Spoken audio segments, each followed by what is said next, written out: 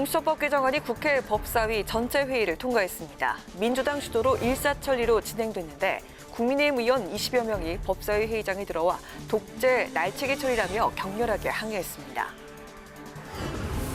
민주당은 정기국회 마지막 날인 내일 본회의나 모레 임시국회에서 공수처법 개정안을 비롯한 쟁점 법안을 처리하기로 했습니다. 국민의힘은 무제한 토론, 필리버스터 등을 동원해 총력 저지한다는 방침입니다.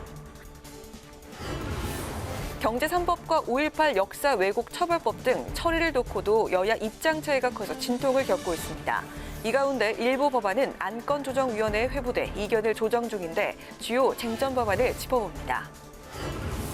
뉴스앤 파워 인터뷰, 오늘은 정의당 원내수장인 강은미 의원과 함께 중대재해기업처벌법 제정을 촉구하며 비상행동에 돌입한 배경과 공수처법 개정 등 쟁점 현안에 대한 입장을 들어봅니다.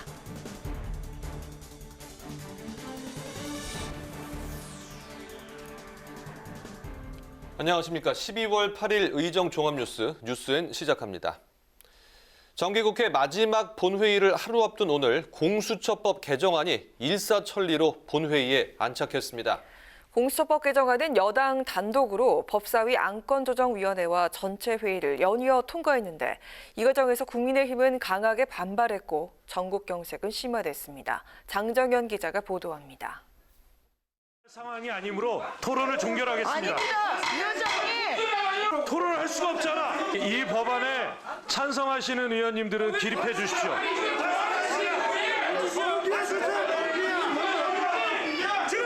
표결 결과 과반 찬성으로 법안이 의결되었습니다. 공수처법 개정안이 속전속결로 법사위 전체 회의를 통과했습니다. 야당 의원들의 거센 항의에 공수처법 개정안에 대한 토론은 종결이 선언됐고 표결은 기립으로 곧바로 이어졌습니다. 사실상 여당 단독 처리입니다. 법사위 전체 회의에 앞서 국민의힘 요청으로 구성된 안건조정위에서도 상황은 마찬가지였습니다. 안건조정위가 여야 의원 3명씩 동수로 구성되긴 했지만 범여권인 열린민주당 최강욱 의원이 야당 몫으로 참여하면서 공수처법 개정안은 6명 중 4명의 찬성을 얻어 통과했습니다. 국민의힘은 강력 반발했습니다. 이 정권의 음습한 범죄들을 묻어버릴 매립지를 깊게 판 것입니다. 이제 추미애 장관 같은 공수처장이 그곳에 문지기가 될 것입니다. 이렇게 법사위 문턱을 넘은 공수처법 개정안은 공수처장 후보 추천위원회의 의결 정족수를 기존 7명 중 6명에서 5명으로 완화해 사실상 야당의 비토권을 무력화하는 내용입니다.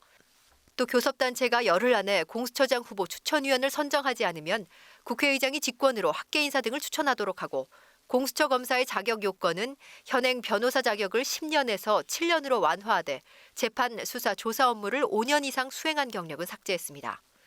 공수처장에 재정 신청권을 주는 특례 조항도 삭제됐고 의결 정족수를 완화하기로 한 개정 내용은 현재 구성돼 있는 추천위에도 적용하도록 부칙에 명시했습니다. 민주당은 내일 정기국회 마지막 본회의에서 야당이 반발하더라도 공수처법 개정안 처리를 마무리 지을 계획입니다. 이런 가운데 국민의힘이 공수처장 후보로 추천한 석동현 변호사는 공수처장 추천 거부권은 구실이고 허울임이 드러났다며 오늘 후보직을 사퇴했습니다. 국회 방송 장정현입니다. 정기국회 마지막 본회의가 내일 열립니다. 더불어민주당은 공수처법 등 쟁점 법안을 반드시 처리하겠다는 입장인데요.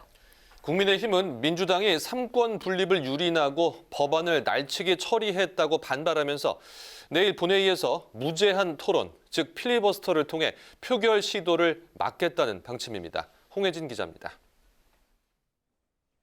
더불어민주당은 상임위에서 쟁점 법안들이 처리되는 대로 내일 본회의에서 반드시 마무리 짓겠다는 각오입니다. 공수처법을 비롯해 경제 3법과 5.18 특별법, 국정원법, 사회적 참사 특별법 등입니다. 이제 결말을 봐야 할 시간입니다. 내일이면 21대 국회 첫 정기국회가 막을 내립니다. 21대 총선에서 공약한 국민과의 약속을 지켜야 할 순간이 다가오고 있습니다. 국민의힘은 민주당이 3권 분립을 유린한 폭거를 자행했다고 강력 비판했습니다. 어제부터 국회 로텐더홀에서 철야 농성을 이어가고 있는 국민의힘은 날치기 처리를 막기 위해 모든 수단을 동원해 대응하겠다고 밝혔습니다. 그 치부를 덮으려고 했던 조치들 때문에 또다시 처벌받는 악순환을 되풀이했던 그 권력의 법칙이 문재인 정권이라고 예외가 될 리가 없습니다. 지금이라도 광기를 거두고 냉정을 되찾기를. 민주당은 쟁점 법안들의 내일 본회의 처리를 공언하고 있지만 쉽지 않아 보입니다. 국민의힘이 무제한 토론, 필리버스터를 예고했기 때문입니다. 물론 필리버스터를 하더라도 쟁점 법안 처리를 막을 수는 없습니다. 국회법상 필리버스터는 정기국회 종료와 함께 끝나는데 민주당이 모레부터 12월 임시국회를 소집해 놓은 상태라 바로 임시국회를 열어 법안을 처리할 수 있습니다. 이 때문에 국민의힘은 필리버스터를 활용해 여론전이라도 펼치겠다는 계획입니다. 결국 쟁점 법안들의 본회의 처리는 시간 문제로 보이지만 이후 여야의 강대강 대치는 불가피해 보입니다. 국회 방송 홍혜진입니다. 공수처법 개정안뿐만이 아니죠. 이 더불어민주당은 경제 3법, 5.18 특별법 등 그동안 강조해온 개혁 민생 법안의 정기국회 처리를 위해 막판 속도를 내고 있습니다. 국민의힘은 상임위 곳곳에서 안건조정위 회부로 맞섰지만 정의당이 반대에 가세한 정무위 안건조정위를 제외하면 여당의 법안 처리를 맡기엔 역부족으로 보입니다. 한도영 기자의 보도입니다. 더불어민주당 이낙연 대표에 이어 김태년 원내대표도 더 이상 미룰 수 없다고 강조한 공정경제 3법. 입법을 막기 위한 야당의 억지와 지연 전술에 더는 끌려갈 수가 없습니다. 공정경제 3법 처리 또한 더는 미룰 수 없는 시대적 과제임이 분명합니다. 감사위원 1명을 이사와 분리 선출하고 최대 주주와 특별관계인의 의결권을 각각 3%로 제한하는 상법 개정안이 먼저 국회 법사위에서 처리됐습니다. 내부거래 규제 대상을 확대하는 공정거래법 개정안과 비지주 금융그룹을 감독 대상에 포함시키는 금융그룹 감독법 제정안은 국회 정무위 통과를 기다리고 있습니다. 민주당은 2개의 5.18 특별법 처리에도 속도를 냈습니다. 5.18 민주화운동을 비방 왜곡하는 행위에 징역형까지 부과하도록 하는 역사왜곡 처벌법은 법사위를 통과했고 진상규명조사위에 강제조사권을 부여하는 진상규명특별법은 통과를 앞두고 있습니다. 이 밖에 국가정보원의 대공수사권을 경찰로 이관하는 국정원법 개정안, 국가경찰, 자치경찰로 업무를 나누는 경찰법 개정안 등도 이미 소관 상임위를 통과, 법사위 처리를 기다리고 있습니다. 국민의힘은 상임위 곳곳에서 안건조정위 신청으로 맞섰습니다. 아마 민주당은 그런 법안들을 내일 본회의에 상정하기 위해서 오늘 곳곳에서 아마 물의와 폭거를 아마 할 걸로 그렇게 예상이 됩니다. 하여튼 최선을 다해서 비판하고 저지하는 노력을 하겠습니다. 상법 개정안, 공정거래법, 금융감독 그룹법에 이어 고용보험법 등도 상임위별로 안건조정위 회부를 신청했습니다. 안건조정위는 3분의 2가 동의하면 바로 종료할 수 있기 때문에 각 상임위 조정위원 6명 중 2명만 차지한 국민의힘만으론 시간만 끌 수 있을 뿐 법안 처리를 막기 어렵습니다. 한편 노동자 사망 등 중대한 산업재해 발생 시 경영 책임자 등을 형사처벌할 수 있도록 하는 중대재해기업 처벌법은 법사위 소위를 통과하지 못해 정기국회 내 처리가 사실상 불발됐습니다. 국회 방송 한도영입니다. 공수처법 개정안이 법사위를 통과하면서 이제 국회 본회의 처리만을 남겨두고 있습니다. 더불어민주당은 본회의에서 통과되는 대로 초대 공수처장 선출과 출범에 속도를 낼 것으로 보이는데요. 공수처 출범까지 앞으로 어떤 과정이 남아 있는지 박지영 기자가 짚어봤습니다. 고위공직자 범죄수사처는 말 그대로 고위공직자와 그 가족들의 비리를 수사하는 독립기관입니다. 검찰이 독점하고 있는 고위공직자에 대한 수사권과 기소권, 공소유지권을 공수처에 이양해 검찰의 정치 권력화를 막기 위한 취지로 지난 1996년 처음 필요성이 제기됐습니다. 이후 김대중 노무현 정부가 공수처 신설을 추진했지만 당시 야당 반대에 부딪혀 무산됐고 다시 논의가 본격화된 건 지난 2017년 당시 문재인 정부가 공수처 설치를 1호 공약으로 내걸면서입니다. 지난해 말 여야 충돌 끝에 공수처 설치 근거 법안이 마련됐고 이번 공수처법 개정안이 본회의를 통과하면 민주당은 국민의힘의 거부권 행사로 제동이 걸렸던 공수처장 선출에 속도를 낼 전망입니다. 공수처장은 공수처장 추천위원회가 2명의 후보를 추천하면 대통령은 이 중 1명을 지명하고 국회 인사청문회를 거쳐 최종 임명하게 됩니다. 공수처는 공수처장 1명과 차장 1명을 포함해 25명 이내의 검사와 40명 이내의 수사관으로 구성될 예정입니다. 공수처의 수사 대상은 약 7,300명에 이를 것으로 보입니다. 대통령은 배우자와 사촌인의 친족까지 해당되며 국무총리와 대법원장, 판검사, 장성급 장교와 상급 이상의 고위공직자와 가족 등이 수사 대상에 오릅니다. 공수처는 이들을 대상으로 직무유기, 직권남용죄 등 형법상 공무원 직무와 관련된 범죄 등 부패 범죄를 중점 수사하게 됩니다. 국민의힘의 강한 반발 속에 민주당의 목표대로 연내 공수처 출범이 가능할지 주목됩니다. 국회 방송 박지영입니다.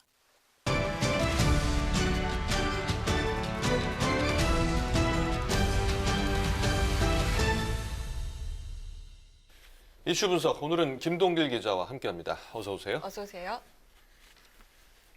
네, 여당이 오늘 법사위에서 공수처법 개정안을 처리했습니다. 여야가 지금 극한 대결로 치닫고 있는데요.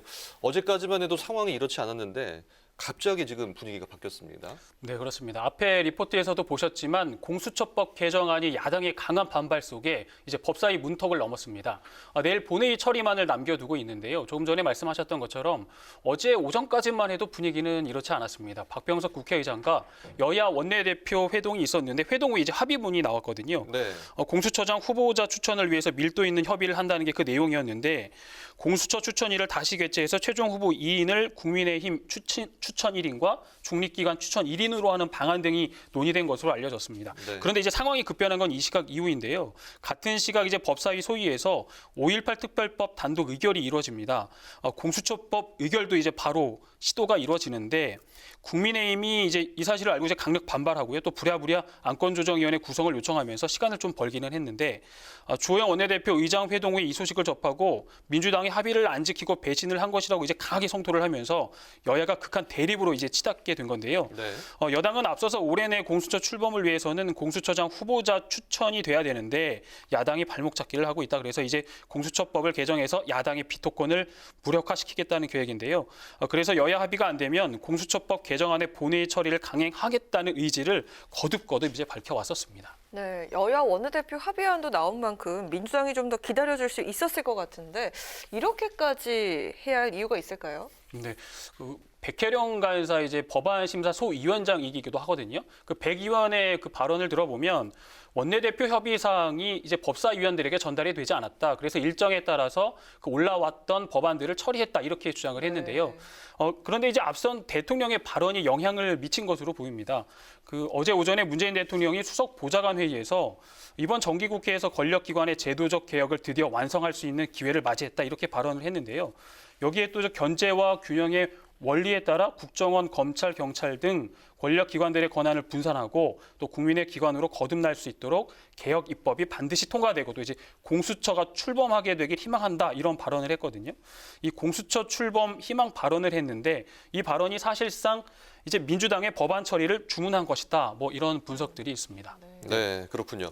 이 국민의힘이 민주당의 입법 강행을 막기 위해서 이 꺼낸 카드가 안건 조정이었습니다. 그런데 앞서 말씀하신 대로 뭐 시간 벌기 정도 말고는 실효성이 좀 없는 것 같은데 어떻습니까? 네, 안건 조정위는 일종의 이의 신청 기구입니다. 여야 합의가 되지 않을 때 이제 보통 야당의 입장에서는 이 법안 처리 기간을 좀 늘리기 위해서 끌고 가기 위해서 쓰는 하나의 카드거든요. 네. 상임위에서 이견 조정이 필요하거나 또 제적 있을 때 이제 제적위원 3분의 1 이상의 요구로 구성이 되는데요. 위원장이 간사와 협의를 거쳐서 90일 이내 활동할 수 있다라고 이제 국회법에 명시가 돼 있는데 그럼 이번에도 90일의 시간을 번 것이냐? 뭐 조금 전에 뭐 리포트에도 보셨지만 오늘 통과가 됐습니다. 네. 좀 더 살펴보면 이 위원이 6명으로 구성이 되는데요. 조정위원장은 제일 교섭단체에서 이제 맡게 돼 있습니다. 그래서 여당 3명, 야당 3명으로 구성이 되는데 현재 민주당의 의석수가 174석이에요. 국민의힘은 103석이거든요. 네. 그래서 의석수 배분에 따라 조정위원이 민주당 3인, 국민의힘 2인, 비교섭단체 1인으로 구성될 수밖에 없는데 법사위 같은 경우는 이 비교섭단체 1인이 열린민주당으로 이제 배정이 된 겁니다. 네. 의결 정족수가 제적 조정위원 3분의 2 이상의 찬성이기 때문에 사실상 국민의힘이 막을 방법이 없었다고 이제 볼 수 있습니다. 여야 의석수가 좀 비슷하면 이 안건 조정위 카드는 힘을 발휘하지만 이번 같이 여당이 압도적인 의석수를 갖고 있다면 효력은 이제 크지 않습니다. 그럼 이제 여야의 공방, 대립도 더 격해질 것 같습니다. 네, 국민의힘은 이미 이제 여론전에 돌입한 모양새입니다. 조금 전에 말씀드렸지만 여당이 입법을 하겠다 이렇게 마음만 먹으면 야당의 입장, 국민의힘의 입장에서는 막을 방법이 없거든요. 네. 그래서 철야 농성도 지금 하고 있고요. 내일 본회의 필리버스터도 신청한 건데요. 장외투쟁도 계획하고 있다라는 이야기도 들려오고 있습니다. 이렇게까지 하는 데는 이제 내년 4월이죠. 서울 부산시장 재보궐선거가 있기 때문으로 볼 수 있을 것 같습니다. 국민의힘 입장에서는 최대한 이 이슈를 오랫동안 끌고 가겠다는 포석이 깔려 있다고 볼 수 있는데요. 지난해 이제 부동산 3법 처리할 때 지난번에 당시에 여당이 단독으로 처리를 했거든요. 그 여파가 지금 국민의힘 지지율 상승에 미치고 있는 게 크다고 판단하고 있기 때문에 이번에 공수처법을 비롯해서 공정거래법 등 또 여당이 단독으로 처리하게 되면 이제 같은 선상에서 생각하고 있는 것으로 보입니다. 여당의 입장에서는 추미애 장관과 윤석열 검찰총장의 갈등, 또 정부 여당에는 악재였는데 일단 공수처 이슈로 그걸 가리는 효과를 좀 거둔 것 같고요. 네. 그리고 여당의 입장에서는 내년 4월 이제 보궐선거를 앞두고 쟁점 사안들을 최대한 빨리 처리하는 게 낫겠다 하는 이런 전략도 있었던 것으로 보입니다. 이번 공수처법 개정안을 비롯해서 이제 뭐 공정경제 3법도 여당에서 이제 처리하려고 하는데요. 네. 이 법안들 처리한 이후에 그 여론의 향배가 어떻게 될지 또 내년 4월 보궐선거에 어떻게 영향을 미칠지도 좀 주목해야 할 대목 같습니다. 네, 파장이 길어질 것 같은데요. 일단 내일 본회의를 좀 지켜봐야겠습니다. 이슈 분석 김동길 기자와 함께했습니다. 수고했습니다. 수고하셨습니다. 헌법재판소의 현행 낙태죄에 대한 헌법 불합치 결정에 따라 낙태죄를 전면 폐지할지 아니면 그대로 두되 일정 기간 내에 낙태만 허용할지 국회에서 법 개정 논의가 진행 중입니다. 국회 법제사법위원회는 낙태죄 관련 공청회를 열고 전문가들의 의견을 들었습니다. 국민의힘은 공수처법 개정안 안건조정위원회 강행에 반발하며 참석하지 않았습니다. 김희영 기자의 보도입니다. 지난해 4월 헌법재판소는 일률적으로 낙태죄를 적용하는 건 여성의 자기결정권을 과도하게 침해한다며 국회에 법 개정을 요구했습니다. 현재 국회에 발의된 낙태죄 관련 형법 개정안은 모두 7건. 더불어민주당과 정의당은 낙태죄 전면 폐지를, 정부안은 낙태죄를 유지하되 14주 이내 허용을, 국민의힘은 정부안보다 더 엄격한 6주 이내 허용을 하는 법안을 발의한 상태입니다. 여성의 자기결정권과 태아의 생명권, 어디에 우선 가치를 두느냐에 따라 낙태죄에 대한 전문가 의견도 엇갈렸습니다. 이 20, 30대 여성들에게 있어서는 본인의 미래가 흔들릴 수 있는 굉장히 중차대한 문제로 이해를 하고 있고 그렇기 때문에 이들이 낙태죄에 대해서 처벌하는 것이 온당하지 않다라고 판단하는 것을 국회에서도 수용해 주셨으면 좋겠습니다. 네. 낙태법 폐지는 태아의 생명권을 크게 훼손할 수 있으므로 반대하는 것입니다. 다만 낙태죄 유지 전문가들도 여성의 자기결정권을 보장해야 하기 때문에 낙태 허용 범위를 설정할 필요가 있다고 주장합니다.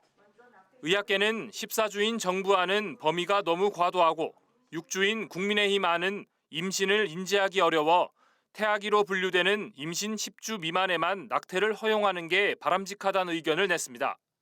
또 10주부터 22주까지는 사회, 경제, 의학적 사유에 한해 상담과 숙려 기간을 거쳐 낙태를 허용해야 한다고 덧붙였습니다.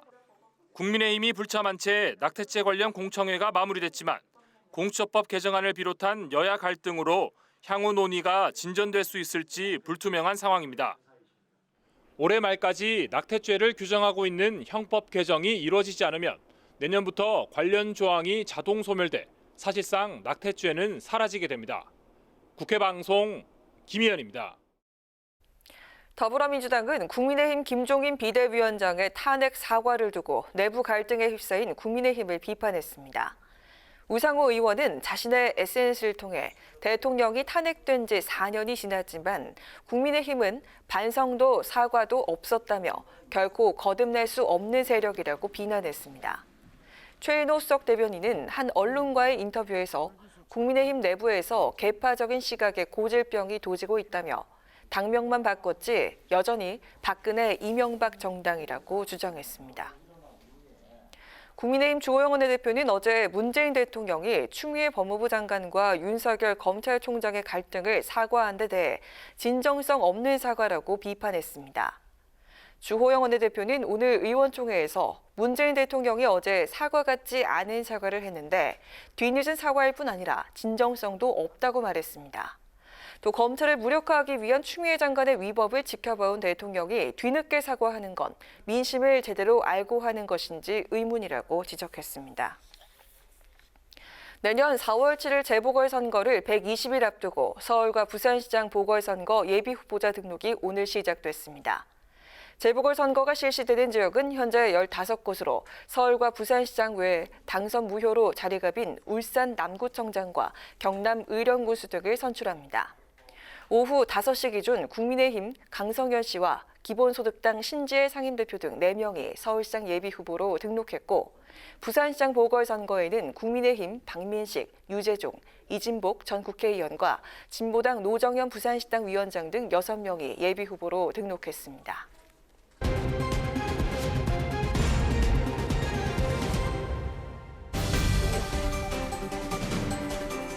사람들의 시선을 끈 오늘의 정치 뉴스 강아락의 정치톡 시간입니다. 12월 8일 첫 번째 정치톡 만나보시죠. 어제였죠. 문재인 대통령이 혼란한 전국에 대해서 첫 대국민 사과를 했지만 그 해석을 놓고 정치권 의견이 여전히 분분합니다. 특히 야권에서는 사과 같지 않은 사과라면서 연일 공세에 나서고 있습니다.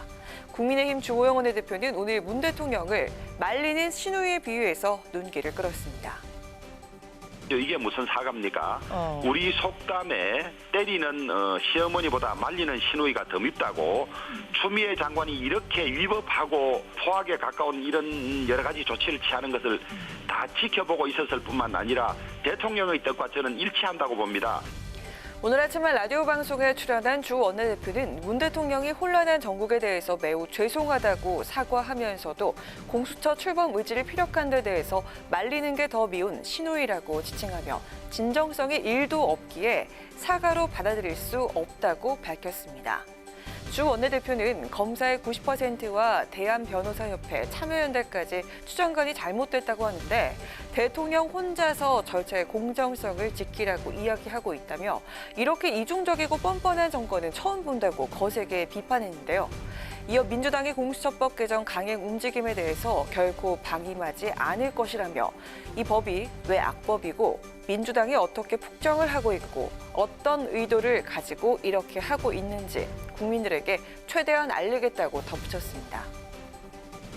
문 대통령이 짧은 사과 뒤에 권력기관 개혁과 공수처 출범을 강조하면서 여당은 개혁 입법 처리에 더욱 힘을 싣고 있습니다. 이제 마지막 관문인 내일 본회의만에 남겨두고 있는 공수처법 개정안. 강력 반발하고 있는 야당이 어떤 대응에 나설지 지켜봐야겠습니다. 이어서 오늘의 두 번째 정치톡입니다. 6년 전 세월호 참사 직후 유가족들과 함께 국회에서 농성을 벌이며 세월호 변호사로 이름을 알렸던 인물이죠. 더불어민주당의 박주민 의원인데요. 당시 농성을 하면서 오랜 노숙 생활을 해서 거지갑이라는 별명을 갖게 된 박 의원이 최근 다시 국회에서 노숙 농성에 들어갔다고 합니다. 어떤 이유일까요? 국회의원이 한 명이 좀 상주를 하고 있어야 그것을 의정활동으로 봐서 국회 사무처에서 지원이 가능하다는 거예요. 그래서 전기도 그렇고 또 강제 철거도 안 할 수 있고 그렇다고 하더라고요. 오늘 아침 라디오 방송에 출연한 민주당 박주민 의원은 6년 만에 국회에서 다시 노숙 농성을 하게 된 이유가 세월호 유가족들이 조금이라도 안전한 환경에서 농성을 할 수 있게 돕기 위해서라고 밝혔습니다. 지난 3일 세월호 유가족들이 세월호 참사 진상조사 기간 연장을 요구하며 국회 본청 앞에서 농성에 돌입하자 박 의원도 노숙 농성에 동참했는데요. 박 의원은 6년 전인 2014년 11월 8일 세월호 특별법 제정안이 통과되자 국회 사무처가 농성장을 철거했던 사실을 언급하며 현재 의원 신분인 자신이 농성장을 지키게 되면 그런 우려는 덜 수 있다고 설명했습니다. 또 법안 처리를 주저하는 의원들 설득을 위해서이기도 하다며 사회적 참사 특별법 개정안 통과가 마무리될 때까지 노숙 생활을 이어나갈 뜻을 밝혔습니다. 현재 여권에서 발의한 사회적 참사 진상규명 특별법 개정안은 오늘 10일 종료 시한을 앞둔 사회적 참사 조사위의 활동기간 연장과 조사 권한 강화가 핵심 내용입니다. 야당인 국민의힘은 국민 세금을 더 투입하는 일인 만큼 인원 확대나 권한 강화 등에는 신중해야 한다며 반대 입장을 보이고 있는데요. 박 의원의 노숙농성은 과연 내일 마무리될 수 있을까요? 지금까지 강아랑의 정치톡이었습니다.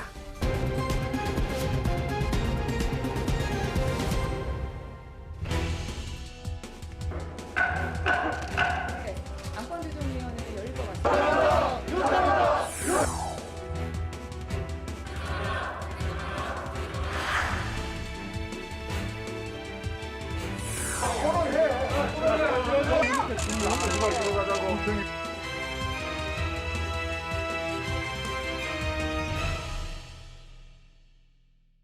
네, 이번 시간은 뉴스앤 파워 인터뷰 코너입니다.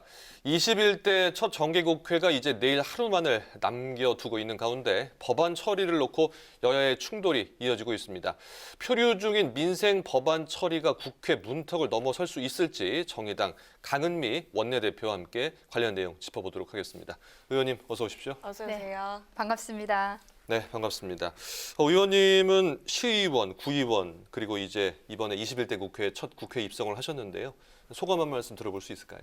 네, 기초의원하고 광역의원 하면서 실제로 이 권한이 없어서 제대로 그 민원들을 해결하지 못했고 네. 좀 안타까운 사연들이 많아서 국회에 가면 뭔가 좀 많은 걸 변화시킬 수 있겠다라고 네. 생각했는데 막상 와서 보니까 의석수도 작고 이게 쉽지 않은 일이다 하는 생각이 들었고요. 예. 또 한편으로는 특히 노동 문제와 관련해서는 이제 광역의회나 기초의회가 다루지 않는 문제인데 그것 관련해서는 여러 가지 지역에서 어려운 상황들을 직접 국회에서 다루고 또 그들의 애로사항을 좀 이야기할 수 있는 것들은 좀 의미 있었던 기간이었던 것 같습니다. 네, 그렇군요. 저희가 계속 응원을 하도록 네. 하겠습니다. 본격적인 질문을 드리도록 하겠습니다. 오는 10일, 그러니까 내일 모레 목요일입니다. 이 태안화력발전소에서 이 비정규직 노동자 김용균 씨가 숨진 지 꼭 2년이 되는 날인데요. 중대재해기업 처벌법 제정에 지금 주력을 하고 있습니다. 제2의 김용균을 막기 위해서인데요. 국회 농성을 지금 진행을 하고 있습니다. 이 어떤 방식으로 언제까지 진행이 되는 건가요? 네, 3일부터 농성을 시작했고요. 네.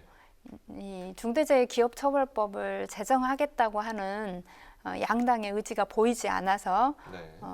어제부터는 이제 72시간 철야 농성을 시작했고 이제 우리 김용균 노동자의 어머니이신 김미숙님이랑 비롯해서 산재 유가족들이 함께 농성을 하고 계십니다. 네. 그래서 9일까지 일단 농성을 할 생각이고요. 최대한 정기국회에 통과시킬 것을 목표로 해서 농성을 하고 있습니다. 네, 그 어느 정도 다른 당들도 큰 틀에는 지금 공감을 좀 하고 있는 것 같은데 생각보다는 조금 지지부진한 모습입니다. 그래서 이제 농성도 하시는 것 같은데요. 지금 말씀하신 것처럼 연내 처리 목표를 하고 있는데 좀 어렵지 않겠냐 이런 얘기도 나옵니다. 협상이 좀 어느 정도 진행이 되고 있습니까? 일단 민주당이 처음에는 산안법 개정안으로 갔다가 이제는 중대재해기업처벌법 제정안으로 가겠다라고 당대표도 여러 차례 밝힌 바가 있고요. 김태년 원내대표랑 김영진 수석도 처리하겠다 이런 의사는 밝혔고요. 그리고 이제 국민의힘 같은 경우도 네. 이제 국민의 생명을 지키는 데는 여야가 따로 없다 이런 발언을 김종인 대표님이 하시고 나서 일단 이미자 의원이 대표 발의를 해서 이제 그 민주당 안, 그다음에 국민의힘 안, 그리고 정의당 안 이렇게 세 개가 다 네. 나와 있는 상황이라 네. 이제 지금은 이제 어느 정도 협상만 하면 가능할 상황입니다. 네. 재계 쪽의 반발도 사실상 계속되고 있는 상황인데요. 산업안전보건법에도 현장 책임자 처벌 조항이 있죠. 근데 중대재해기업처벌법까지 해서 사업주 처벌을 하게 되면은 이중처벌이자 과잉 입법이다 이런 주장인데 여기에 대해서는 일단 어떤 입장이십니까? 네.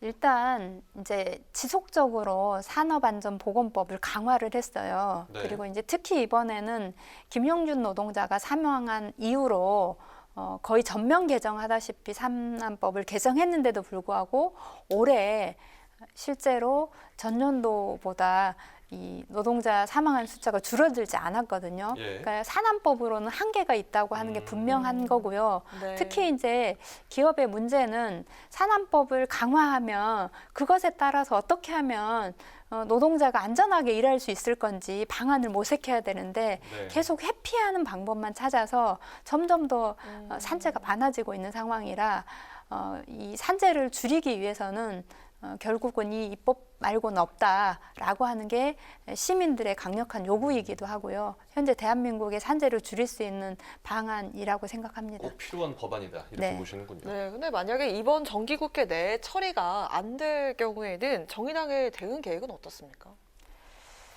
네, 일단 이번에 최대한 정기국회에 처리하도록 최선을 다하겠다는 생각이고요. 네. 이제 정기국회 처리가 되지 않는다고 하면 그러면 이제 임시국회가 열리면 적어도 이번에 임시국회 12월 안에는 통과돼야 되지 않겠냐라고 주장을 하고 있고요. 왜냐하면 이제 우리가 그 회기 6월 달부터 의원직이 시작하고 나서도 벌써 580명이 넘는 노동자들이 숨졌거든요. 네. 그러니까 우리가 하루라도 빨리 이 법안이 통과돼야 노동자들이 죽지 않을 수 있다.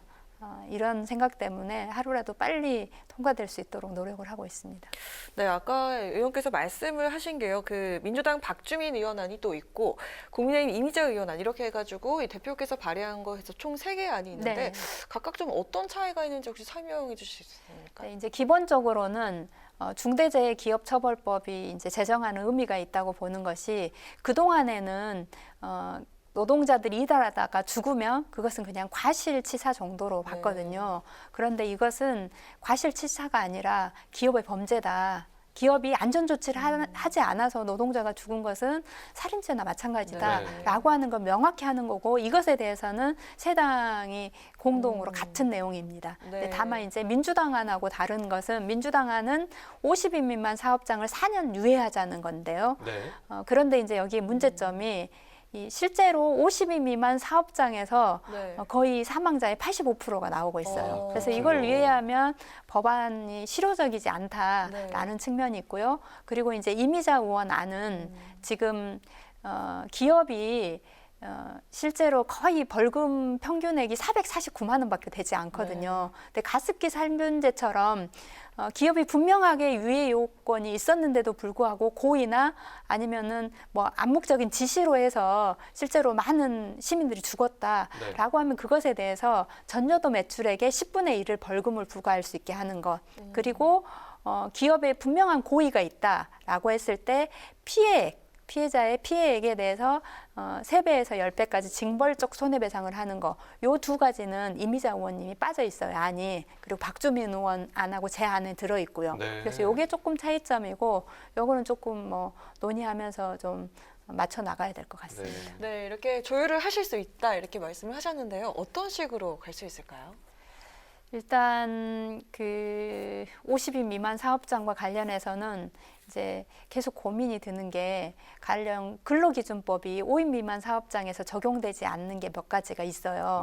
네. 그런데 이 뭐 10인이나 20인 사업장인데 5인 미만 사업장으로 쪼개기로 해가지고 실제로 근로기준법을 적용받지 않는 사례들이 있거든요. 편법이군요. 네, 편법이죠. 그래서 50인 미만 사업장에 대해서 유예를 둘 때 그런 문제가 생기지 않을까 해서 요거는 이게 이제 박주민 의원을 좀 설득해야 될 것 같고요. 나머지 징벌적 손해배상과 관련해서는 이제 피해를 하는 게 3배에서 10배인데 그걸 조정한다든지 뭐 이런 것들은 좀 가능하지 않을까 싶습니다. 네. 세 분이 모여서 좀 자주 논의를 하셔야 될 것 같습니다. 네, 네. 예. 다음에는 낙태죄 폐지 법안 좀 살펴보겠습니다. 네. 오늘 법사위에서 야당 소속 의원들이 불참한 가운데 공청회가 열렸습니다. 공청회 전부터 이 정의당에서 진술인 구성을 놓고 비판이 있었던 것으로 알고 있는데요. 오늘 공청회 어떻게 보셨습니까?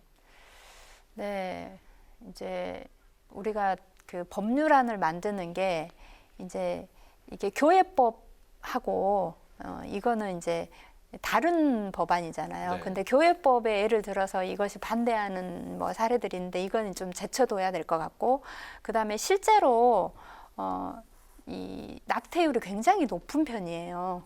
비밀리에 낙태를 네. 많이 하는 거고, 그래서 이제 여성들의 건강이 굉장히 많이 악화되고 있거든요. 근데 외국의 사례를 볼 때도 낙태죄를 폐지한다고 해서 낙태율이 더 늘어나는 건 아니고 오히려 여성들이 더 안전하게, 그리고 상담을 통해서 정말 이 아이를 낳을 수 있는 여건이 된다고 하면 아이를 낳는 방식도 찾아질 수 있고 그렇게 돼야 하는데, 이제 문제는 낙태죄 폐지를 반대하는 분이 6명이나 이렇게 이 토론자로 나오면서 이게 공정하냐 이런 문제가 있었고요. 그리고 이제 그런 면에서 우리가 좀 더 여성들의 의견을 이제 귀담아 들어야 될 때 아닌가. 그리고 법률안으로는 폐지하고 오히려 모자보건법을 개정해서 거기 안에서 다양한 방식으로 여성이 아이를 낳고 키우는데 충분히 사회에서 보장해주는 방식으로 좀 가야 되지 않겠냐 하는 생각입니다. 네, 현재 여야의 가장 큰 쟁점은 역시 공수처법 개정안이 아닐까 싶은데요. 네. 정의당은 검찰개혁이나 공수처 출범에는 찬성하는 입장이었지 않습니까? 여당의 공수처법 개정 강행에 대한 입장 들어보고 싶습니다. 네, 이제 우리 고 노회찬 의원님이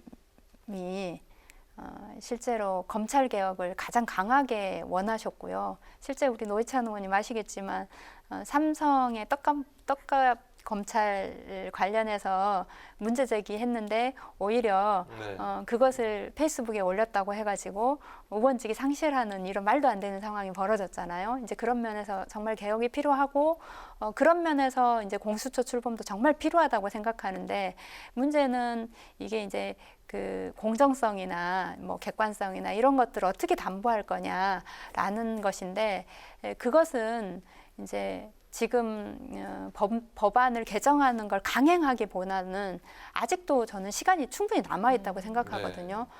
정도 이 여야가 협의를 해서 실제로 국민도 신뢰할 만한 그런 공수처장이, 그리고 공수처 출범이 필요하지 않겠냐 하는 생각입니다. 네, 일단 이 국민의힘이요, 이 공수처법 필리버스터에 이렇게 참여를 한다 이런 입장을 내놨는데 혹시 정의당은 동참할 생각이 있나요? 아니, 그것은 아직 논의를 하진 않았고요. 일단 지금 현재 당에서는 여전히 좀 더 합의하고 논의해라 이런 입장을 계속 가지고 있습니다. 네, 그렇군요. 앞서 말씀하신 대로 좀 이렇게 시간을 갖고 신중하게 하면 좋을 텐데 좀 그 부분이 아쉽다 이렇게 지금 얘기를 해주셨는데요. 그래서 그런지 지금 문 대통령에 대한 국정수행 평가 지지도, 그리고 민주당에 대한 지지도가 지금 떨어지고 있습니다. 이 정의당에서는 현 정부의 가장 큰 문제 어떤 부분이라고 보십니까? 그러니까 정말 개혁을 바라는 시민들의 강력한 입장은 근본적으로 좀 더 공정한 사회, 그리고 이 노동자들도 좀 살만한 사회, 이런 몇 가지들이 있었잖아요. 네. 근데 이제 결국은 그런 건 구체적으로 이 삶이 달라지는 데서 나타나야 되는데, 그런 면에서 충분히 개혁에 대해서 너무 소극적으로 대응했다라는 생각이 오히려 들고요. 소극적이었다. 네, 너무 소극적이었죠. 그래서 노동 문제와 관련해서도 전혀 개선이 없고, 더욱이 지금 코로나로 정말 어려운 시기에 이 노동자들이 소리도 못 지르고 이 해고된 노동자들이 정말 많거든요. 네. 거의 75만 명 정도면 굉장히 많은데 이 코로나 이전과 이후에 일자리 수가 그렇게 차이가 나니까 그런 노동자들을 어떻게 좀 보호할 것인가와 관련해서는 굉장히 좀 미흡하다는 생각을 하고요. 그리고 이제 공수처와 관련해서는 추미애 장관이 검찰 개혁을 밀고 나가는 책임자로서 좀 더 신중하고 그리고 차분하게 이 문제를 풀고 나갔어야 되는데 그런 부분이 좀 적절하지 않은 언행들이 결국은 이 검찰 개혁을 하자고 하는 것은 어디 가버리고 계속 검찰청장하고 이 법무부 장관의 갈등만 나타내는 이런 문제가 발생하지 않았나. 근데 그럴 때 저는 문 대통령이 초반에 빨리 임명권자로서 적절하게 조율하고 좀 했어야 되는데 그런 것에서도 자기 역할을 좀 못한 것 같다 이런 생각이 좀 듭니다. 네, 지금 마침 추 장관 얘기를 해주셨는데요. 이번에 문 대통령이 4명의 장관을 교체하는 개각을 단행을 했습니다. 추 장관 유임됐잖아요. 이 추 장관의 앞으로의 거취 문제 어떻게 보시나요? 아마도 공수처가 출범하고 나면 뭐 그때는 개각 대상이 되지 않을까 싶은데 네. 지금 시기가 이제 공수처가 곧 출범해야 될 시기라 요번에 좀 빠지지 않았을까 하는 생각이 듭니다. 네. 이 당장 코로나19라는 민생 현안도 굉장히 심각한 네. 그런 상황인데요. 의원께서 오늘 열린 의총에서 임시국회에서 코로나19 경제 방역을 위한 추경 편성을 논의할 것을 촉구를 하셨죠. 3조 원 규모의 선별적 재난지원금으로 부족하다고 보시는 건가요? 네. 아시겠지만 1차 전국민 재난지원금을 통해서는 실제로 경기도 많이 활성화됐고 그리고 이제 모든 사람들이 힘든데 이것을 선별하기는 되게 어렵거든요. 네. 그리고 이제 2차 재난지원금이 1차 재난지원금의 한 50% 정도에서 지급이 됐는데 그것은 거의 효과가 없었다고 이야기를 하거든요. 그래서 이 한산청년이라고 실제로 상인 단체에서도 전 국민이 아닌 선별적인 건 별로 거의 효과가 없다라는 이야기를 했습니다. 그리고 이제 특히 이 연말과 관련해서는 중소상공업자를 비롯해서 많은 시민들이 이제 많이 활동하는 시기인데 네. 이제 2.5단계까지 강화되면서 이 어려운 경기를 극복하는 것은 다시 전국민 재난지원금이 아닌가라는 생각을 하고요. 또 한 가지는 이제 계속 상황이 생길 때마다 언발에 오줌 누기식으로 이렇게 임시 땜빵을 하는 게 아니라 좀 매뉴얼을 가지고 좀 대체를 했으면 좋겠다 해서 매뉴얼도 좀 만들자 이런 것을 같이 제안했습니다. 네, 네. 결국 이 재난지원금 부족하기도 하지만 전 국민에게 작은 금액이라도 네. 지급이 돼야지 좀 효과가 있을 것이다. 이렇게 네, 그렇죠. 정리를 해주셨군요. 네, 정의당 원내대표를 맡으신 지 내일이면 꼭 네. 3개월이 되시더라고요. 원내대표로서 앞으로 꼭 이루고 싶은 목표, 그리고 앞으로 또 어떤 부분에 주안점을 두고 의정 활동을 하실 계획인지 마지막으로 한 말씀 듣겠습니다. 네. 기후위기도 정말 심각하고 불평등도 정말 심각한데 네. 이런 심각한 기후위기와 불평등을 극복하는데 정의당이 가장 역할을 해야 될 시기다라는 생각을 하고요. 그런 면에서 지금 논의되고 있는 중대재해기업처벌법 그리고 전국민 고용소득보험 등 그리고 차별금지법 등 정의당의 고유한 색깔을 가지고 정의당만이 앞장서서 주장할 수 있는 개혁적인 과제들을 제대로 이끌어 나가겠다는 말씀 좀 드립니다. 네, 알겠습니다. 앞서 의원님께서 좀 의석이 적기 때문에 좀 쉽지 않다, 어려운 네. 부분들이 좀 있다고 말씀을 해주셨는데요. 네, 저희가 계속 응원을 하겠고요. 네. 앞으로 계속 활발한 의정 활동 부탁을 드리겠습니다. 오늘 말씀 감사합니다. 네, 감사합니다. 감사합니다. 네, 뉴스엔 파워 인터뷰 지금까지 정의당 강은미 원내대표와 함께했습니다. 영하권의 추위는 내일 아침 절정을 보인 뒤에 낮부터 서서히 누그러지겠습니다. 내일 밤에는 중부지방에 첫눈 소식이 있습니다. 경기 북부와 강원 영서 중북부 지역에 눈과 비가 내릴 것으로 전망됩니다. 길이 미끄러울 수 있으니까요. 교통안전에 주의하시기 바랍니다. 네, 오늘 뉴스에는 여기까지입니다. 함께해 주신 여러분 고맙습니다.